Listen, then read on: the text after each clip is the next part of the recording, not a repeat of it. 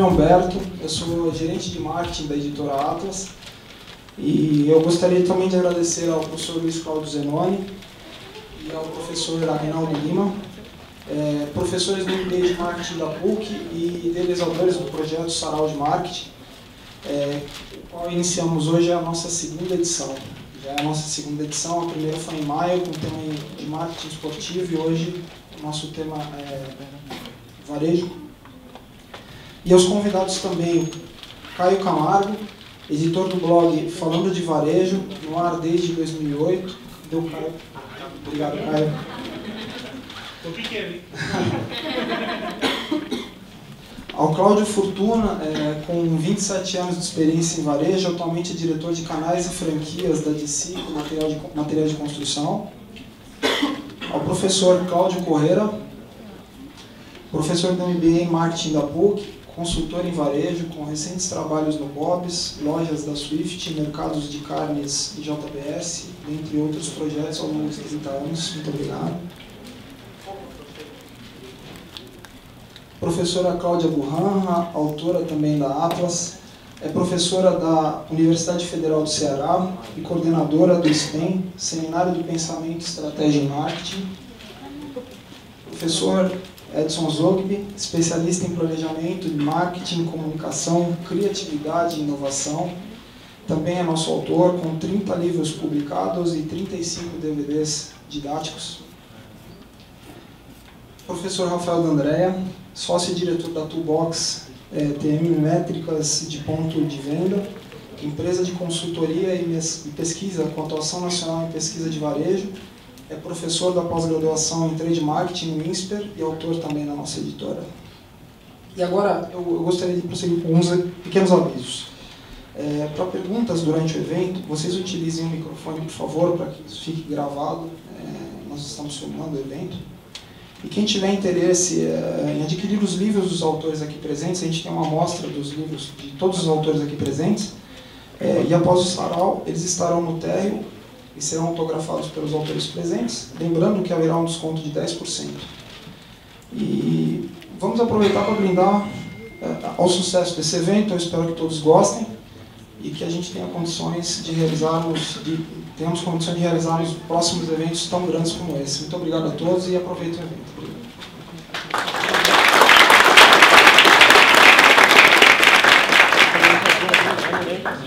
Bom, pessoal, boa noite. Muito bacana, gente alegre, feliz, que bacana. Fico muito contente com essa parceria com a editora Atlas, com esse espaço que a Martins Fontes está oferecendo para a gente. E só para quem não conhece esse modelo de sarau, essa ideia ela surgiu para não ser aquele formato padrão, né, onde fica o palestrante lá na frente, esperando o momento de poder fazer uma pergunta para alguém que tenha uma experiência maior de mercado, ou tenha um estudo, uma pesquisa, né, na área acadêmica. Então, a ideia é ficar livre. Eu costumo dizer que a regra é não ter regra no sarau, então deixar todos à vontade. Sentindo à vontade o desejo de fazer alguma pergunta para qualquer um dos convidados, é só levantar a mão. Alguém vai estar direcionando esse microfone para que vocês possam fazer pergunta. Nós temos um tempo limite, né? Nós não queremos estender muito, então a ideia é ser bem focado. E assim que terminar, todos nós vamos nos direcionar lá para baixo, que tem uma água, tem um vinhozinho. Mas não pode, poxa, o pessoal vai dirigir, se beber não dirige.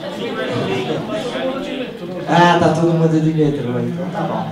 Então, essa é a ideia do sarau, então fiquem completamente à vontade.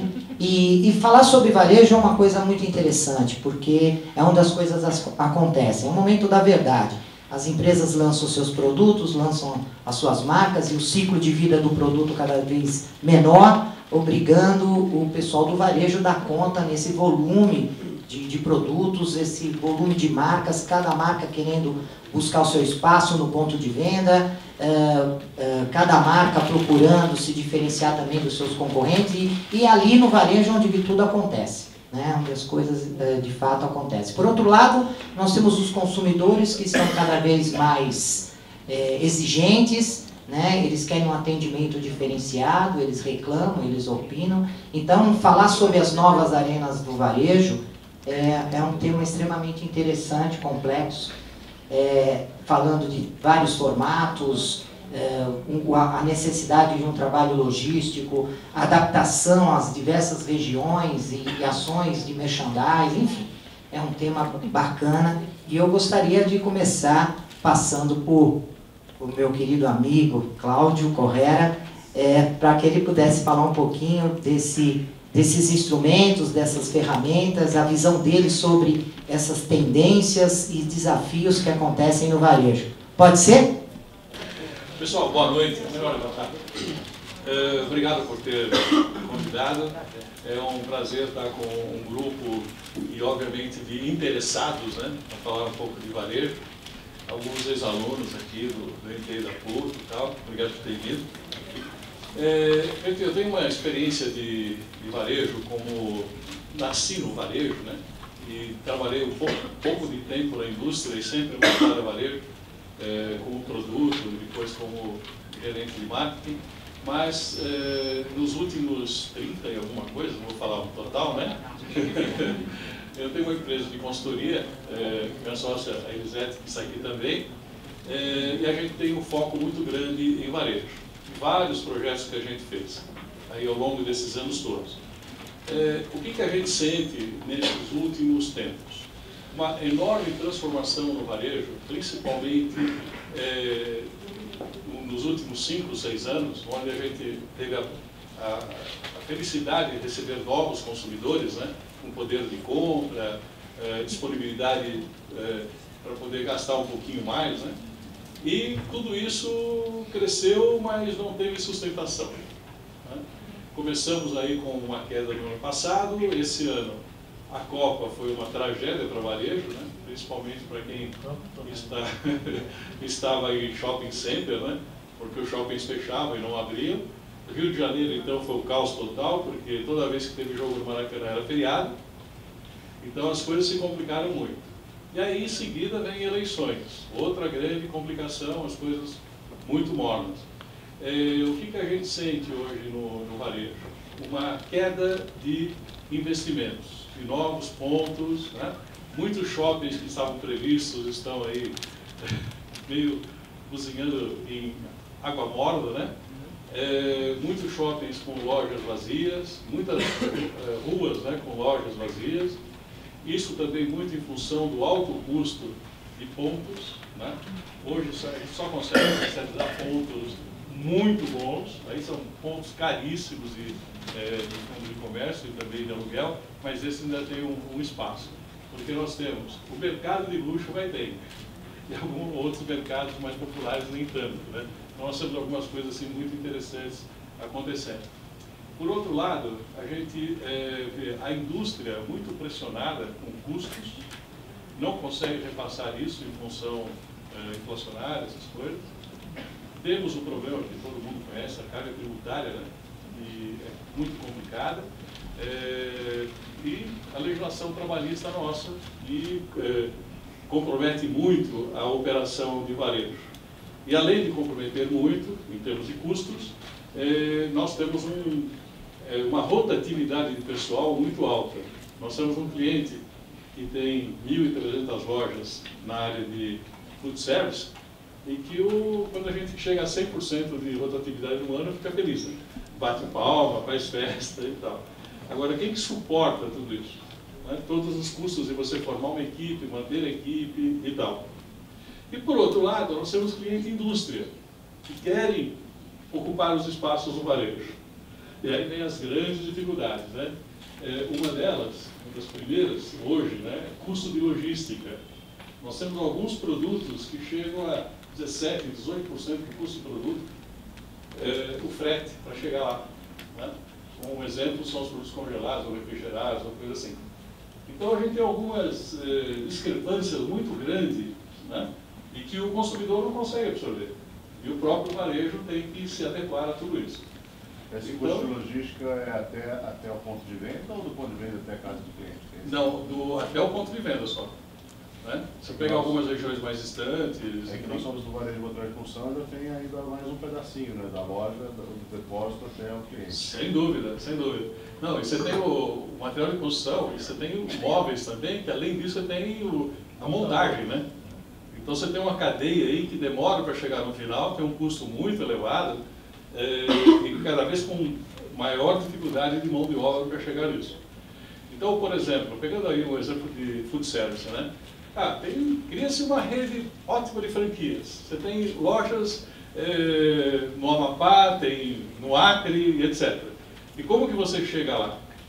Hoje, tem alguns facilitadores logísticos que te ajudam nisso. Só que antes você tem que ir na indústria, desenvolver produto, e hoje, infelizmente, a cadeia de frio é um pouco melhor, então dá para trabalhar com muito produto congelado. Então, por exemplo, eu consigo ter um pão de qualidade no Acre ou no Amapá, igual ao que eu tenho em São Paulo. Agora, e que custa isso, né? E, dependendo da época do ano, não chega, essas coisas todas. Então, nós temos aí uma complexidade muito grande de logística no país muito grande, né? Aí você tem também o problema de comunicação, que você joga na mídia, nas televisões, aí você sai do Brasil inteiro e depois não tem produto, né? Então, essas complicações. Esperamos que 2015, 2016 seja um pouco melhor, mas, sinceramente, eu acho que serão anos difíceis. Muita água vai ter que correr, muito ajuste a ser feito. E tomara, né? Esperamos. Eu acho que rapidamente, para não atrapalhar muito, seria isso que a gente vive no dia a dia. Você está matando o leão e nas costas tem um dragão, né? Com toda a potência. Literalmente o dragão, né? Uma fome, inclusive, né? Não tem tamanho. Ok? Obrigado aí pela... Muito bem. Além dessa participação do Cláudio, eu queria ouvir também um pouquinho do Caio, que trata um pouco sobre métricas, e sempre é um tema interessante, né? De transformar medidas do varejo para poder tomar decisões em relação às ações de marketing, né? Fala um pouquinho conosco. Levanta também? Vamos sentar para o pessoal também não ficar inibido, não levantar, né? Vou tentar brincar um pouquinho. Eu queria fazer um contraponto um pouquinho, né? Realmente o que ele falou, né? Tem um cabimento. A gente está observando no varejo, tem alguns números que estão realmente muito ruins ao mercado, né? Recentemente, essa notícia que 50% dos shoppings que estavam previstos para abrir nesse ano adiaram as aberturas. Vão jogar para o ano que vem esperando alguma coisa. Então está diminuindo o ritmo de abertura. Também só essa semana, saiu que boa parte dos varejistas que tinham seus planos de expansão estão reduzindo os planos de expansão. Já não aconteceu a expansão prevista desse ano e já estão verificando no ano que vem. A gente já está pensando em reduzir, fechar a loja ao invés de abrir. Né? Por que está acontecendo isso? Né? Eu acho que tem as questões econômicas, sim, mas acho que tem uma questão também que é o varejo está, nessa transformação toda que está acontecendo, dos novos consumidores, o varejo está deixando de ser simplesmente aquele ponto entre o encontro entre quem produz e quem vai comprar, né? Entre a indústria e o consumidor efetivamente dito. Então, hoje é um ponto de contato com a marca. E está começando a sobreviver, está começando a restar no varejo, realmente, só aqueles que conseguem entregar atributos de marca eficientes ao consumidor, e conseguem conversar, ter uma comunicação estabelecida com o seu consumidor. Hoje, muitos dos consumidores que gostam de uma marca de jeans, ou que gostam de uma marca de tênis e consomem nas lojas desses players, né? Consomem porque gostam do lifestyle dessa marca, gostam do que essa marca se propõe a oferecer, que é muito mais do que produto. É uma atitude, é um estilo, né? E o que a gente sente hoje, assim, uma partezinha do varejo está entendendo isso e caminhando bem. Mas no varejo, né, dos médios players, e principalmente dos pequenos players, né, isso é totalmente nulo em termos de identidade. Né? Então assim, poxa, eu vou montar uma lojinha. Né? O cara do bairro, pequenininho, vamos falar que esse é o cara do grande varejo brasileiro hoje. Esse é o cara que normalmente 60%, 70%, 80% depende do mercado do varejo. Né? Eu vou montar uma lojinha, montar uma coisinha aqui, que eu coloco algumas gôndolas, uma arara, e vou começar a vender roupa no quintal de casa. Olha, se não começar a pensar desde o início até uma boa marca, né, realmente você não consegue, provavelmente você vai fechar no mercado. Mercado hoje não adianta só ter preço, por exemplo. O preço hoje não é um diferencial. Você precisa ter bons preços para praticar Mas todo mundo aqui consome alguns produtos. Ninguém aqui compra o tênis só porque o tênis é mais barato. Ninguém compra uma camisa só porque a camisa é mais barata. Mas com certeza, quando vocês consomem os produtos que vocês consomem, vocês também estão consumindo atributos de marca, né? Hoje a molecada usa lá Abercrombie & Fitch, né? Tal, essas camisetas e tal. Pouca pessoa sabe no Brasil que essas marcas estão falidas lá fora. Né? Tem uma, duas lojas só lá fora. Mas gostam de usar pelos atributos da marca, pelo espírito, até por uma questão de ser uma grife. Né? Isso é um valor de marca. Né? Então, assim, o que está precisando as marcas em varejo começar a entender alguma coisa, essas questões de branding, essas questões de identidade um pouquinho mais fortes. Né? Mas, falando de métricas, como o professor puxou, o que a gente está percebendo no mercado, e para o mercado sobreviver nos próximos anos, é que ele tem que começar a entender que os limões estão cada vez mais escassos. Né? Então, assim, e a gente precisa fazer sempre, no mínimo, a mesma limonada. Esse é o problema. Como é que a gente faz a mesma limonada? Apertando mais os limões. O que eu quero dizer com tudo isso? A gente precisa de muito mais do que apenas vender. É muito fácil você abrir uma loja, chegar no final do dia e falar, como é que foi? Eu vendi tanto. O final do dia é esse. Né? Poxa, mas deixa eu perguntar uma coisa para você. Quanto é que você deixou de vender no seu dia? Eu não tenho a mínima ideia. Eu só cheguei e conferi o caixa. Então, o que está acontecendo hoje é que o varejista brasileiro não tem domínio de indicadores, não tem domínio da performance do negócio deles. Só para vocês terem um entendimento do que eu estou querendo falar em cima de conversão desses indicadores, o varejo brasileiro hoje, principalmente o varejo de moda, a taxa de conversão média no mercado é entre 20% e 25%. Ou seja, o corredor de shopping tem uma série de concorrentes, né, similares. De repente o consumidor opta por entrar na minha loja. Quando o consumidor opta para entrar na minha loja, com certeza ele já viu alguma coisa na vitrine, alguma coisa já instigou ele a entrar. Então a gente consegue considerar que já existe um interesse de compra efetivo naquilo lá. O que eu estou falando para vocês é que a cada 5 caras que estão entrando nessa loja com interesse de compra, eu só estou vendendo para um. Essa é a grande verdade do mercado. Posso falar para vocês que no mercado de eletrodoméstico, por exemplo, esse número é bem menor do que 10%. Olha no Brasil, 10%, será que é só isso mesmo? É só você pegar uma fast shop, uma loja que vende celular, quanta gente amontoada brincando com o celular e pouca gente comprando. E pior, né? Quem quer comprar não consegue comprar porque não consegue usar o produto. Né? Fora outros problemas que a gente sabe.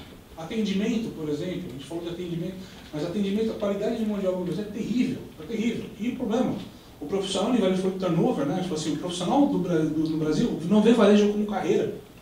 Ninguém aqui nasceu um dia olhou para a mãe e falou, nossa, eu tô louco para ser um dia vendedor Casas Bahia. Esse é o meu grande sonho. não tem essa história, nossa, meu sonho é trabalhar na loja de shopping, né? A gente tem algumas marcas que até tem alguma coisa disso. Eu conheço alguns clientes assim, tipo Calvin Klein, alguma coisa assim. Tem pessoas que querem trabalhar como vendedor Calvin Klein. O problema para Calvin Klein é que os caras querem só trabalhar na Calvin Klein, não querem vender peças de produtos dentro da loja da Calvin Klein. Eles não querem ser vendedores, eles querem comprar roupa com desconto para ir na balada. Então, assim, tem um problema no varejo que diz muito mais do que isso. E o varejista precisa estar atento a isso. Né? Uma questão que eu estava conversando com um pouquinho antes de começar é o varejo eletrônico. Por que ele é mais competitivo e vende mais? Poxa, quando eu abro uma página na internet eu sei quantas pessoas entraram na página, quem mais acessou a página, de onde esse cara veio, o que esse cara buscou para chegar, qual página foi mais acessada, que produto que foi mais buscado. Legal. O que o varejo tem hoje para comparar? Eu sei quanto eu vendi, quantos cupons eu emiti, qual que eu emiti que médio, e alguns talvez saibam quantos cupons por nota lá com o tal do PA para ter alguma métrica. Então, se o varejo físico não tem métrica, eu estou falando do grande varejo, tem grandes players que não tem esse tipo de métrica. Como é que eu vou tomar decisão rápida? Como é que eu vou agir? Como é que eu vou conseguir oferecer diferente para esse cara do e-commerce? Como é que eu vou competir com esse mercado? Né? As marcas hoje estão tentando entrar em todos os mercados, mas eu não tenho velocidade de tomar decisão. A gente tem varejistas que demoram uma semana para olhar o resultado de uma campanha. Isso é ridículo. Como é que eu vou medir uma campanha de marketing, estou jogando a Globo, por exemplo, uma semana depois? Porque eu tenho que esperar o estagiário planilhar, colocar no Excel, trazer para mim um relatório, a gente apresentar na próxima reunião semanal o que está acontecendo. Então assim, acabou. O cara do e-commerce é mais esperto. Na hora do almoço ele vê como é que foi de manhã, se deu tudo errado, ele muda tudo e te entrega a campanha está girando do jeito correto. Então, essa velocidade que falta. Essa é a importância da métrica. Ter mais informação não significa ter mais informação. Significa você ter novas informações qualificadas. Informação, tem uma frasezinha do pessoal TI, tem que tomar cuidado do banco de dados, não virar o tal do bando de dados. Você tem uma montanha de informação que você não faz absolutamente nada com aquilo. Então a gente tem que tomar cuidado com as informações que a gente tem. Acho que o grande problema do varejo é esse. A gente precisa, num primeiro assim, começar a entender onde eu posso ter potencial, se de fato eu consigo criar receita em cima dos clientes que eu já tenho. Como é que eu faço para não perder o cliente? Né? E eu não sei nem quantos clientes entram na loja, às vezes no final do dia, mas como é que eu faço para não perder? Né? E o gerente de loja, a gente sabe, em grandes cadeias, o gerente de loja omite as informações. Ele não vai querer falar que entrou menos pessoas, ele não vai querer aumentar muito o número, porque ele vai ser cobrado na frente. Também quando as informações formalizadas tem essa questão. Fora as questões que a gente está falando aqui de branding. Né? Como é que eu me coloco no mercado, como é que eu crio uma marca. E olha, e tem espaço. Né? A gente está vendo em São Paulo aqui o momento dos food trucks. Né? Tá todo mundo começando a escutar esse dos food trucks e tal. Poxa, o cara pega um carro, ele tem uma ideia sensacional, num formato pequeno, ele começa, porque isso também é varejo, pessoal. Não é só o cara do shopping que é varejo. Então ele pega um food truck, monta uma ideia sensacional, reúne alguns, monta uma praça, dá um evento, dá fila. Eu sei de caras lá, tem um cara famoso que está fazendo isso, que é os caras do ceviche lá, que faz o ceviche, cevicheria. Onde o cara estaciona, 2 horas depois ele acabou o dia dele. Não precisa nem nada, vendeu tudo o produto dele, tudo história. Tudo que cabia na van ele vendeu. Então assim, naquele dia. Então assim, tem espaço para ser diferente. Né? A gente está cheio de marcas nascendo aí da noite para o dia. Infelizmente, no meio das marcas, tem sempre aquela questão da grande onda, principalmente no mundo de franquia, né? Por exemplo, alguns meses atrás, ninguém tinha ouvido falar de paleta mexicana, todo mundo saco cheio de falar desse negócio. Né? Tal como foi a onda do iogurte há um tempo atrás. Né? Então assim, poxa, legal. Vamos supor que eu sou um cara que quer investir em franquia e resolvo fazer uma franquia de paleta mexicana porque agora é o momento. Ok? Como é que eu vou sobreviver daqui 6 meses? Como é que eu vou sobreviver a partir do inverno? Se eu não for diferente, eu não consigo sobreviver. Se eu não tiver um motivo, se eu for só igual a todo mundo, eu não vou sobreviver. Ah, mas imagina, tem o pessoal do bairro que tem roupinha lá há tantos anos. Pai, mas é por isso que ainda é o pessoal do bairro. A gente tem que ter ambição, a gente tem que saber crescer, a gente tem que almejar crescer. Tem muito espaço para boas marcas crescerem no mercado. O mercado ainda está muito pequeno. Fortuna, que é do Parque do Home Center, hoje o Home Center representa quanto no mercado do Brasil? 16%.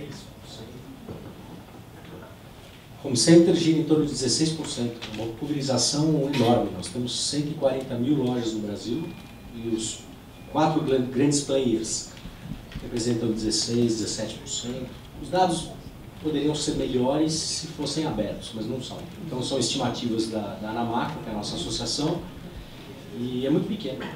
A concentração é pequena, então a pulverização, a loja de bairro, a loja da família, aquele negócio da família Brasil afora, que infelizmente sobrevive na informalidade, é o que acaba dominando o mercado. Aproveitando já que você passou o microfone, eu vou emendar aqui. Inclusive, falando um pouco dessa questão de pequenos negócios, negócios familiares, informalidade, vou falar um pouco de diferencial competitivo, que é o que você estava comentando, né, que preço não é diferencial competitivo. Você mata uma estratégia dessa em meia hora, você reduz o seu custo, enxuga, faz o preço igual ou mais barato, então você se torna líder, né? Você mata a estratégia muito facilmente. E hoje, infelizmente, o pequeno comércio, e não estou falando de material de construção, estou falando de varejo em geral, sobrevive da informalidade. Esse é o diferencial competitivo das lojas pequenas, que às vezes até peitam lojas médias e lojas grandes, mas isso está acabando. E, aliás, eu me atrevo a dizer que já acabou. Tem gente que está insistindo um pouco nisso, e isso é uma situação delicada. O pequeno agora, nas dificuldades, que até o professor Cláudio estava dizendo, eu concordo, eu acho que nós vamos ter um 2015 muito difícil, no mercado em geral, é a minha opinião. Nada super pessimista, mas eu acho que vai ser um ano de segurar as pontas. Eu acho que vai ser vai ser um freio de arrumação, seja qual for o cenário político, seja qual for o presidente eleito, vai ter que parar um pouquinho para arrumar. A gente surfou uma onda meio grande nos últimos anos, no último ano e meio, 2, a gente já estava vivendo um pouquinho uma ilusão, uma ressaca dessa onda, que já não era verdadeira, então agora vai ter que ter um freio de arrumação. Então eu acho que 2015, na minha visão, vai ser um ano difícil, 2016 menos, mas também vai ser um ano brigado, e os pequenos vão ter que segurar um pouco as pontas, né? Porque o diferencial competitivo deles, infelizmente, está morrendo, que é um preço baixo por conta de informalidade, de ilegalidade, né? Então é um horizonte, um cenário um pouco difícil para essa parte. E falando um pouquinho de franquia, que é um meio que eu estou trabalhando intensamente há 4 anos, a ABF, que é a Associação Brasileira de Franquias, ela tem notado que muitas estão fechando. Então, você falou da paleteria mexicana, que são essas ondas que aparecem, muita gente abre, junta aquele dinheirinho, economia da família, tal, mas o negócio não se sustenta a médio prazo. Essa que é a questão, né? Se a gente estivesse falando de longo prazo, mas a médio prazo o negócio não se sustenta. Então, essa pulverização tende a mudar esse cenário. Os grandes players devem concentrar muito mais no mercado nos próximos anos. E por quê? Nas dificuldades também surgem muitas oportunidades, né? E isso dá para todo mundo, aí é pequeno, médio, grande, lógico, o dinheiro ajuda, né? Quem tem mais capital para investir, é bacana. Mas nessas horas de dificuldade, as oportunidades aparecem mais e você tem que ir lá e agarrar. E eu acho que os grandes players vão agarrar essa oportunidade, vão ter lenha para queimar, vão ter o capital para investir, aproveitar um ABL disponível de shoppings, que a gente sabe que tem muita loja vazia em shopping, então quem tiver vai aproveitar. Terrenos que estavam caríssimos na mão das incorporadoras, das construtoras, nesse boom do mercado imobiliário, vão acabar voltando um pouco para o mercado, num preço alto ainda está irreal, mas vai ter disponibilidade que não tinha até agora, então vai ter muita gente que vai aproveitar essa oportunidade. Então o mercado vai se ajustar, vai mudar um pouco a configuração desse mercado nos próximos anos, principalmente por conta dessas dificuldades que a gente vai ter. Eu queria dar uma discordada num ponto aí, que eu acho que o pequeno varejo, talvez em alguns segmentos, seja marcado pela informalidade. Em quase todos os segmentos ele tem esse benefício, né? De poder talvez entender brechas e não tem nada de errado em entender essas brechas e tal, né? Elas são feitas para isso, na verdade, né? E eu acho que a grande diferencial do pequeno varejo, especificamente a gente trabalhou com material de construção, para dar o mesmo exemplo, né? Com uma equipe um grupo de donos de loja de pequeno varejo aqui no interior de São Paulo. E o interessante é que eles traziam soluções que a gente jamais encontraria num home center, né? A criatividade está no pequeno varejo. As novas soluções estão no pequeno varejo. São eles que trazem, pela proximidade com o cliente, pela proximidade dos problemas do cliente, as soluções que a gente vai depois copiar e melhorar e padronizar e rolloutar, pulverizar no Brasil todo, nos grandes varejos. Então, eles tinham, esse grupo de 15 varejistas aí de Campinas, eles tinham, alguns deles, a gente fez uma série de reuniões e tal, e alguns deles tinham assim, o acompanhamento do status da obra do cliente. Nunca, no home center a gente mal é atendido. A gente tem que apertar uma campainha, ninguém aparece, aí escuta de novo chamando o promotor, ninguém aparece, aí você passa o caixa, tem uma fila no caixa gigantesca, e é um faça você mesmo, que você compra errado e depois tem que pegar outra fila para trocar o produto. Alguém, eu falei isso outro dia, alguém já tentou comprar tampa de privada no home center? Você não tem, você não traz a medida de casa. Não tem nada escrito lá como comprar tampa de privada. Ninguém sabe explicar comprar tampa de privada. Quem já fez isso teve que marcar a privada no papel e levar, pagar esse mínimo. Agora seu fotográfico. Gente.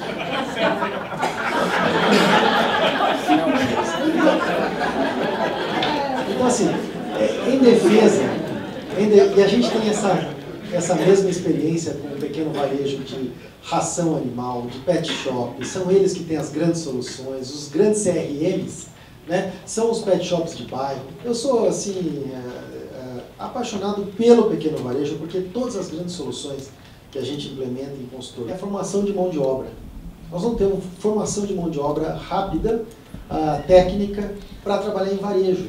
Hoje em dia é muito mais fácil você pegar um torneiro mecânico que fez um curso de formação profissional do que alguém que é capaz de trabalhar no caixa de um supermercado, né?